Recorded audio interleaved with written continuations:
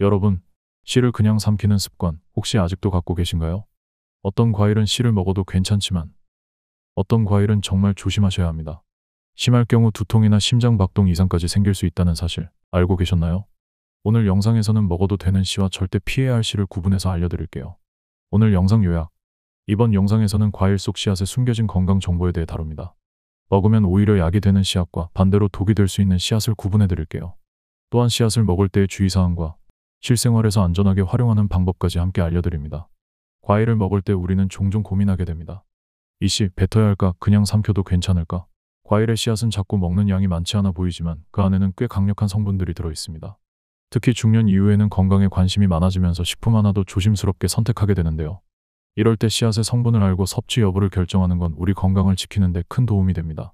그럼 지금부터 어떤 씨앗은 도움이 되고 어떤 씨앗은 위험한지 하나씩 살펴보겠습니다. 1. 약이 되는 씨앗. 수박과 참외.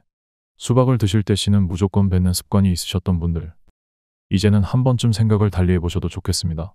수박 씨에는 혈관 건강에 중요한 리놀렌산과 비타민이가 풍부하게 들어있습니다. 리놀렌산은 몸속에서 좋은 지방산으로 작용해 혈중 콜레스테롤 수치를 조절하고 염증을 줄이는 데 도움을 줍니다. 특히 중년 이후 혈관 탄력 저하나 고지혈증을 걱정하시는 분들에게는 주목할 만한 성분입니다.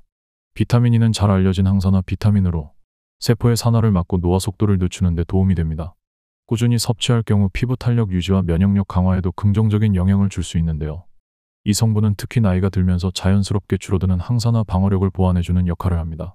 또한 수박 씨에는 쓴맛을 내는 성분으로 알려진 쿠쿠르비타신이 함유되어 있습니다. 이 성분은 활성산소 생성을 억제하는 데 도움이 되며 체내 염증 반응을 낮추는 효과가 있습니다.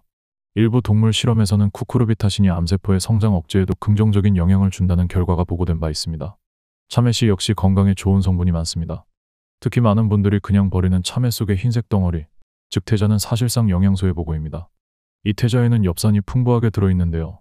엽산은 세포의 성장과 분열에 꼭 필요한 영양소로 특히 신경계 건강과 밀접한 관련이 있습니다.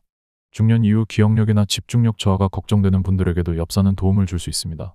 참외 100g당 엽산 함량은 평균 68.9에서 113.4마이크로그램 정도인데 일반 과육에는 약 15.8마이크로그램에 불과한 반면 태자에는 무려 80마이크로그램 이상이 들어있습니다.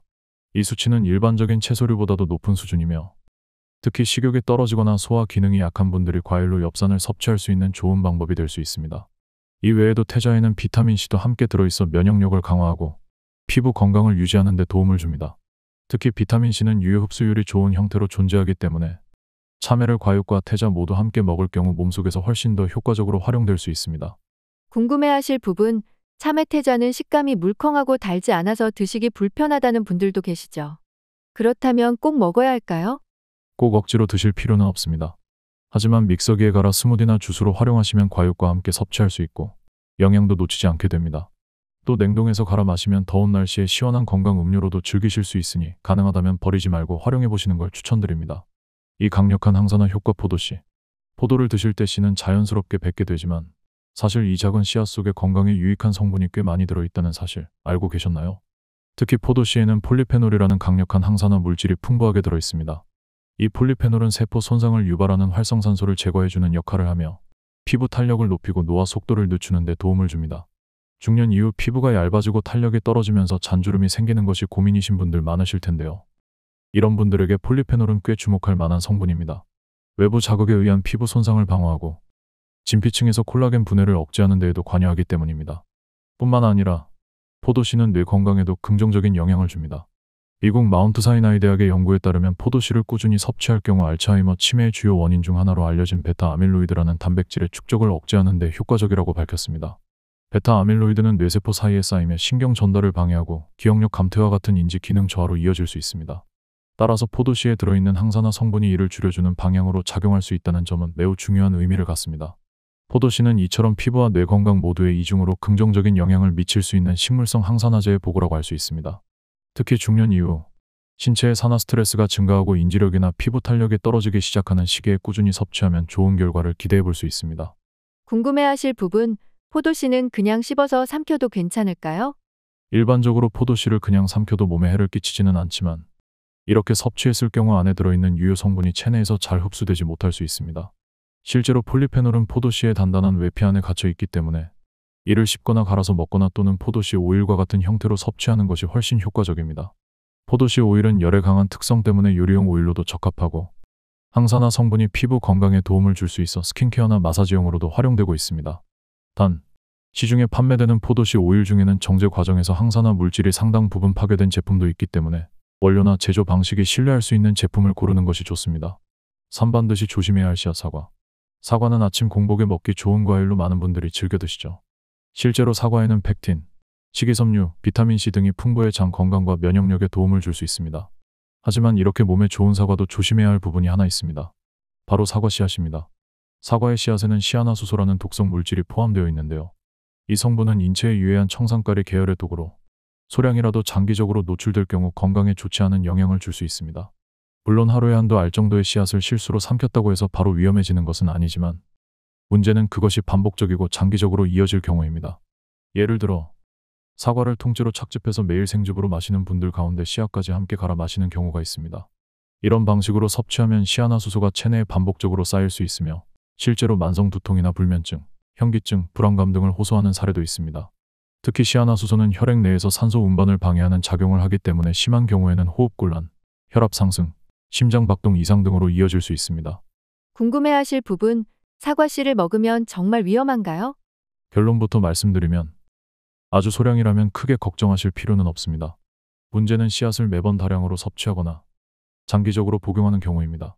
특히 씨앗을 갈아서 즙으로 만들 경우 유효 성분이 더 쉽게 체내로 흡수되기 때문에 위험성이 더욱 커집니다. 사과 씨앗에는 아미그달린이라는 물질도 함께 들어있는데 이 성분이 체내에서 소화되는 과정에서 시아나수소를 만들어냅니다. 따라서 단순히 씨를 통째로 삼키는 것보다 씹거나 갈아서 먹는 경우에 더 많은 독성이 발현될 수 있습니다. 이와 관련해 유럽식품안전청 EFSA는 아미그달린 함유 씨앗의 과도한 섭취가 건강에 해로울 수 있다고 경고하며 특히 어린이와 노약자에게는 더욱 주의할 것을 당부하고 있습니다. 따라서 사과를 드실 때는 껍질은 깨끗이 씻어서 그대로 드셔도 괜찮지만 씨앗은 반드시 제거하고 섭취하는 습관을 가지시는 것이 안전합니다. 특히 아이들에게 사과를 줄 때에는 씨앗을 확실히 제거해 주셔야 하며 즙을 내거나 주스로 만들 때도 마찬가지입니다. 4. 삼켜선 안 되는 과일씨 체리, 살구, 복숭아. 체리, 살구, 복숭아 같은 과일은 즙이 많고 과육이 부드러워 많은 분들이 즐겨 드시는 과일입니다. 하지만 이런 과일들의 공통점은 씨가 단단하고 속이 꽉 차 있다는 점인데요. 문제는 이 씨앗에 독성 물질이 포함되어 있다는 데 있습니다. 이러한 씨앗에는 아미그달린이라는 물질이 들어있는데 이 성분은 체내에서 분해되면서 시아나수소라는 독성 물질을 생성합니다. 시아나수소는 우리 몸의 세포에서 산소를 제대로 이용하지 못하게 만들기 때문에 심할 경우에는 호흡곤란이나 현기증, 구토, 심장 박동 이상 등의 심각한 증상이 나타날 수 있습니다. 특히 체리씨는 크기가 작고 미끄럽기 때문에 실수로 삼키는 경우가 많습니다. 어른은 소화기관이 크고 기능이 안정되어 있어 한두 개 정도 삼켜도 대부분 별다른 문제가 없이 자연 배출되지만 아이들이 삼키게 되면 상황이 달라집니다. 어린이는 체중이 가볍고 해독 능력이 충분히 발달하지 않았기 때문에 같은 양을 섭취해도 독성 반응이 훨씬 더 강하게 나타날 수 있습니다. 궁금해하실 부분, 씨를 삼켰을 때 바로 병원에 가야 할까요? 결론부터 말씀드리면 성인이 실수로 씨앗 한두 개를 삼킨 경우에는 대부분 대변을 통해 자연스럽게 배출됩니다. 하지만 체리나 살구처럼 아미그달린 함량이 높은 씨를 다량 섭취했다면 반드시 병원을 방문하셔야 합니다. 특히 씨앗을 씹어서 삼켰다면 독성 물질이 더 빠르게 흡수될 수 있기 때문에 더욱 위험합니다. 또한 소화기 질환이 있거나 위 점막이 약한 분, 간 기능이 저하된 분 또는 면역력이 약한 노년층이라면 씨앗이 체내에 머무는 동안 더 큰 부담이 될 수 있습니다. 실제로 일부 연구에서는 시아나수소가 간에서 해독되는 과정에서 간에 부담을 줄 수 있다고 보고하고 있습니다. 더불어 이 씨앗들은 단단한 구조로 인해 장에 물리적인 자극을 줄 수 있고 일부 경우에는 장폐색의 위험도 있기 때문에 삼킨 이후 복통이나 구토, 배변 장애 등의 증상이 있다면 반드시 즉시 의료진의 진료를 받는 것이 좋습니다. 오덜익은 매실씨와 과육 모두 주의. 매실은 예로부터 소화 기능을 돕고 피로 회복에 효과적인 식품으로 알려져 있어 많은 분들이 청이나 장아찌, 매실주 등으로 즐겨 드십니다. 하지만 주의해야 할 점은 매실을 덜 익은 상태로 생으로 섭취할 경우 오히려 건강에 해가 될 수 있다는 것입니다. 덜 익은 매실의 과육과 씨앗에는 아미그달린이라는 독성 물질이 함유되어 있는데 이 성분이 체내에서 분해되면 시아나수소가 생성됩니다. 이 물질은 적은 양이라도 메스꺼움, 어지럼증, 구토, 복통 같은 급성 중독 증상을 유발할 수 있으며 특히 씨앗에는 아미그달린이 더 고농도로 들어있어 더욱 위험합니다. 실제로 일본 후생노동성이 발표한 식중독 사례들 중에도 덜 익은 매실을 다량으로 생으로 섭취한 후 구토와 설사 증상이 나타난 보고가 있을 정도로 주의가 필요하다고 경고하고 있습니다. 궁금해하실 부분, 그렇다면 익힌 매실은 먹어도 괜찮을까요? 네, 매실은 반드시 숙성이나 발효 과정을 거쳐 섭취하는 것이 안전합니다. 매실청, 매실장아찌, 매실주는 이러한 숙성 과정에서 아미그달린이 분해되어 시아나수소가 생성되지 않도록 막아줍니다. 특히 설탕이나 소금에 절이는 방식은 과육 속 독성 성분을 자연스럽게 제거하는 데 효과적인 방법입니다. 다만 매실청을 만들 때는 반드시 완전히 익은 매실을 사용하는 것이 중요하고 보관 기간도 충분히 숙성되도록 해야 합니다. 보통 매실청은 최소 3개월 이상 숙성시켜야 독성 성분이 완전히 분해된다고 알려져 있으며 실온이 아닌 서늘한 장소에서 숙성하는 것이 안전합니다. 그리고 가정에서 매실주를 만들 때도 씨를 제거하고 담그는 것이 보다 안전하다는 의견이 많습니다. 매실씨는 알코올에 장기간 담가두면 일부 성분이 녹아나올 수 있기 때문에 불필요한 독성 노출을 줄이기 위해 씨를 빼고 담그는 것이 좋습니다. 중년 이후에는 위장 기능이 예전만 못하기 때문에 이런 독성에 더욱 예민하게 반응할 수 있습니다. 따라서 건강을 위해 매실을 활용하시려면 반드시 숙성된 형태로 섭취하시고 직접 가공할 경우에는 숙성 기간과 보관 상태를 꼼꼼히 확인하는 것이 필요합니다. 결론 및 실천법. 과일 속 씨앗은 우리가 평소에는 별로 신경 쓰지 않는 부분이지만 실제로는 건강에 큰 영향을 줄 수 있는 중요한 요소입니다. 건강에 좋은 씨앗이라면 오히려 잘 활용해서 영양을 더할 수 있고 독성이 있는 씨앗이라면 반드시 피해야 합니다. 실생활에서 적용할 수 있는 팁을 정리해 드릴게요. 아침에 드시는 사과는 반드시 씨를 제거하고 드세요. 포도씨는 오일 형태로 활용하면 흡수율이 높습니다. 참외는 태자까지 함께 먹어야 엽산과 비타민C를 충분히 섭취할 수 있습니다. 그리고 매실은 반드시 숙성 후에 드셔야 안전합니다. 오늘 알려드린 내용, 생각보다 간단하지만 우리의 일상에 바로 적용할 수 있는 건강 팁이었습니다. 과일 하나도 어떻게 먹느냐에 따라 약이 될 수도 독이 될 수도 있다는 사실 꼭 기억해 주세요. 건강한 습관이야말로 가장 큰 예방약입니다. 다음 영상에서도 더 실용적인 건강 정보로 찾아뵙겠습니다. 지금까지 일반인의 매일 건강이었습니다. 감사합니다.